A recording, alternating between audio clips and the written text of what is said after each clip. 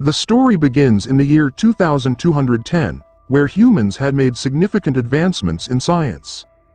A company named Eon had discovered a technology through which people could transfer some of their lifespan to others. However, the condition was that their DNA had to match. People in need of money could sell some years of their life and earn money, but by doing so, they would age faster. On the other hand, the buyers would become younger again. Next, we see the company's manager, Max, who often approached people to persuade them to sell their years. Today, he advised an 18-year-old poor boy to sell 15 years of his life so that his family could escape poverty. Max told him that he himself had sold 5 years of his life to pay for his college fees. At first, the boy refused because 15 years was a lot. But the cunning Max tempted him with 7 million euros and eventually trapped him into agreeing. After that, Max went to the company office where many people were protesting against Eon. Max sneaked past the crowd and entered the office. A grand program was taking place inside. Finally, the company's boss, Sophie, came on stage and awarded Max the title of the company's best agent. Then Sophie announced that they had decided to donate 15 years to 15 scientists so they could work further for the progress of humanity. Preparations were underway in a building to extend the lives of these scientists, but suddenly, a man disguised as an officer infiltrated and shot several people. He then made a mark on the wall and fled. It was later revealed that this man was from the Atom Group, which carried out such attacks to stop Eon from stealing years of life from poor people. Meanwhile, Sophie watched a video with her bodyguards, Kaya and Novak, in which the leader of the Atom Group, Lilith, threatened them, saying that if they did not stop, they should be prepared for more attacks. On the other hand, Max was celebrating his award with his girlfriend, Elena. The next day, Elena took him to meet her parents, who liked Max very much. But in the evening, when they returned home, they were shocked to find the house they dreamed of buying burned to ashes right before their eyes. All their belongings and money were also burned to the ground. The next day, they went to the insurance company to claim the damages, but the company representatives said they forgot to extinguish the candle before leaving the house, so they wouldn't be compensated. It wasn't entirely the company's fault, but they couldn't understand how they would repay the bank loan. Then Elena revealed to Max that she had mortgaged some years of her life to get the loan from the bank. Max was unaware of this.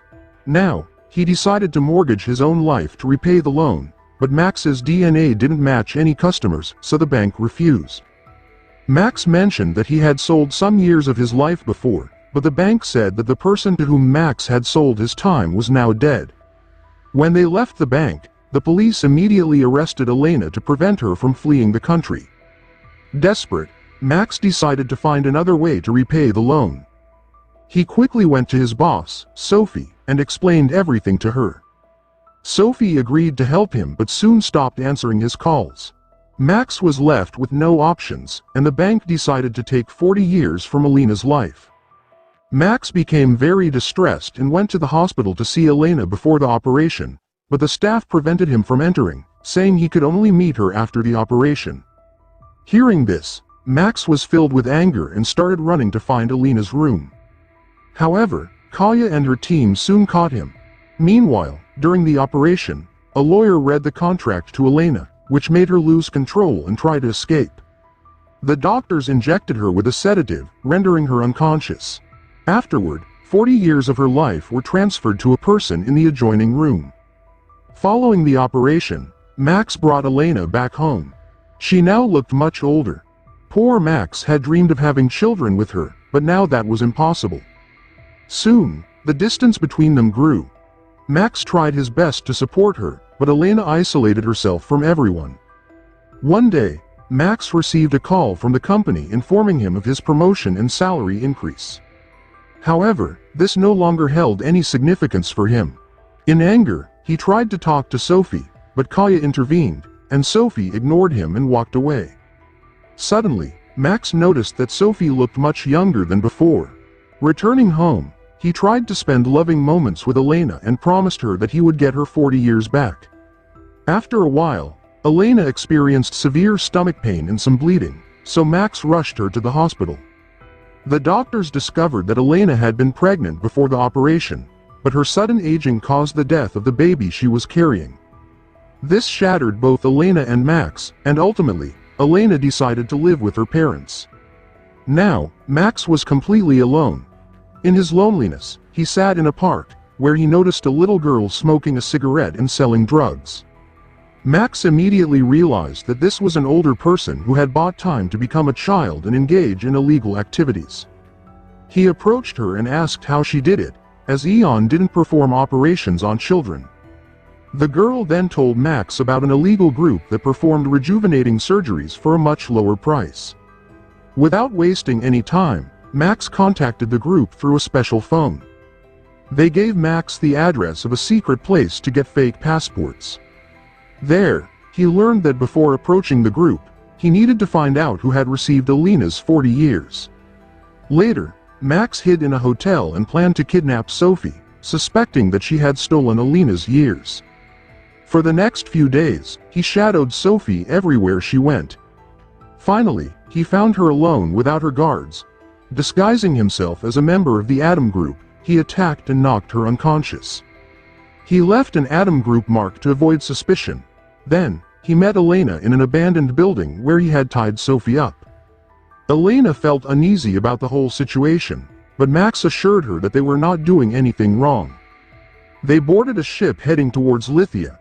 Meanwhile, Kaya and Novak were analyzing camera footage to track down the kidnapper. They soon realized it was an inside job and set out to catch him. On the ship, Max kept Sophie locked in a box but provided her with food and water. In the evening, they saw a family with their children, which rekindled Max's dreams. Suddenly, one of the children noticed strange lights in the distance, and Max and Elena quickly realized that the company had alerted the Lithian police, who were now waiting for them. Max devised a plan to use the family as a distraction. When the police were inspecting vehicles disembarking from the ship, Max threatened the family to pose as delivery people while he, Elena, and Sophie hid in the back.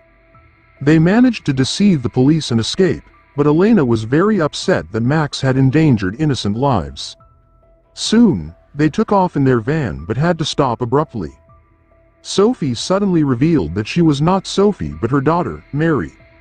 Max didn't believe her because he knew that Sophie had a daughter who had died a few years ago.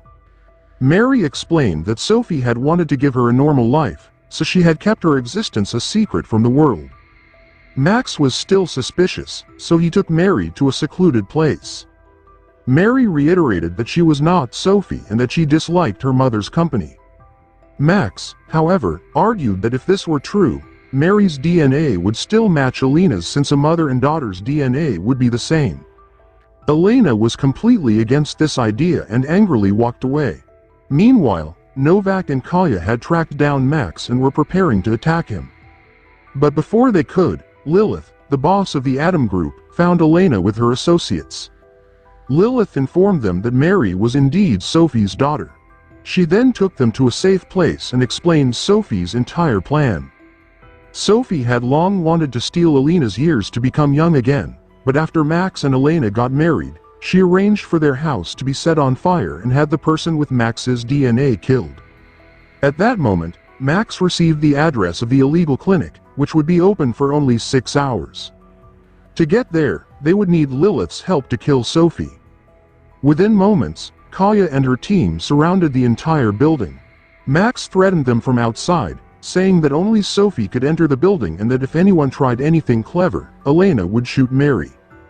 Hearing this, Sophie immediately agreed to his terms. Kaya asked how Max knew that Sophie had come with them and quickly realized it was a trick.